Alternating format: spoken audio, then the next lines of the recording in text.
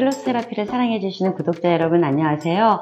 요즘 여름철을 맞이해서 종아리가 붓는 걸로 많은 고민이 되지는 않으십니까? 오늘은 아주 유익한 종아리 붓는 이유를 한번 알아보고 간단하게 해결할 수 있는 방법까지도 알아보는 걸로 하도록 하겠습니다. 우리가 보통 이 근육과 근막은 막을 싸고 있는, 마치 오렌지를 깠을 때 하얀 막이 드러나는 것 같이 싸고 있거든요.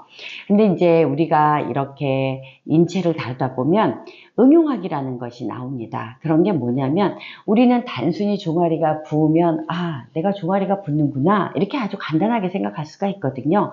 근데 응용 테라피 학에서는 그걸 어떻게 보냐면 오장육부하고 같이 연결이 되어져 있는 것을 간혹가다 발견하게 되고, 이 발견한 것을 가지고 테라피를 시연했을 때 아주 간단하게 풀어지는 여러 가지의 사례들을 볼 수가 있습니다. 오늘은 그 종아리를 빨리 풀고 부종이 다시 생기지 않도록 도와주는 그런 응용 테라피학을 한번 나눠보도록 하려고 합니다. 첫 번째, 우리가 종아리를 이렇게 만져보면은 굉장히 단단하고 또 젖산도 많고 그 다음에 누르면 아픕니다.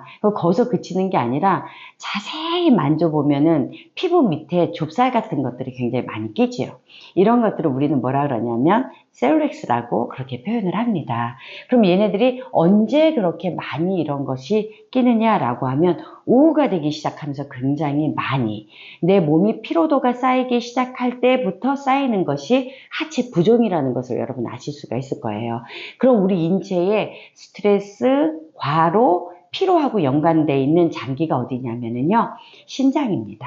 신장 중에서도 신장에 꽃갈모자 같이 쓰고 있는 부신이라는 부위가 있거든요. 그 부신이 버거웠을 때, 그래서 피곤했을 때 주로 다리가 뻣뻣하게 붓는 현상을 경험하실 수가 있습니다. 그래서 이것을 풀어내는 방법, 또 하나 불편한 것은 어디냐면은 정강근이 아팠을 때 굉장히 통증이 또 있고요. 이것은 이제 우리가 비골근이 아팠을 때도 문제가 됩니다.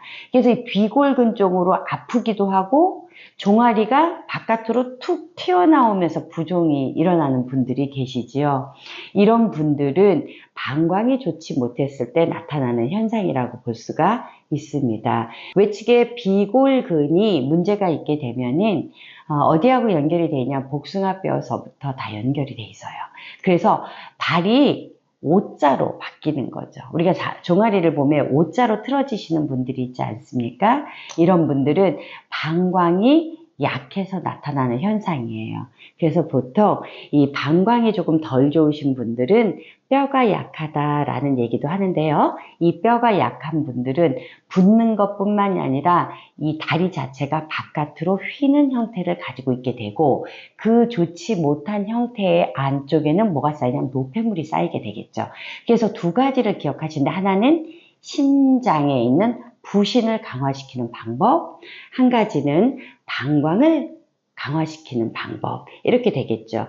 그러면은 부신을 또 방광을, 두 가지를 다 기능을, 오장육부 장기 중에서 두 가지를 다 좋게 해줘야 되는데요. 근데 사실 이렇게 좋게 해주기 전에 내과를 가면 아무런 문제가 없는 거예요. 피곤했을 때, 과로했을 때 나타나는 현상이거든요. 그러면 얘네들을 싸고 있는 게 뭐냐면 근막이라고 하는 것이고, 이 근막의 문제를 풀어낸다면 부종은 쉽게 풀릴 수가 있거든요. 그래서 이럴 때 특히 발가락 위를 덮고 있는 근막들이 있습니다. 얘네들이 어디까지 연결이 되어져 있냐면 무릎서부터 발가락의 위에 있는 등까지 연결이 되어 있다는 거죠. 그래서 하나가 문제가 되면 5개 발가락 위에 있는 근막들이 전부 다 붙어버리는 거예요. 그래서 이것을 풀어내는 방법은 아주 간단한데요.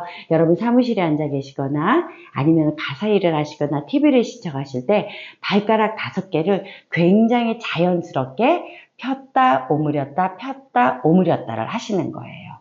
이렇게 해서 한쪽 하지 마시고 동시에 하시는 것이 좋습니다. 왜냐하면 골반하고 같이 내려가기 때문에 이것을 동시에 폈다 오므렸다 폈다 오므렸다, 이것을 계속해서 반복해 주시면 훨씬 부종이 좋아지고요.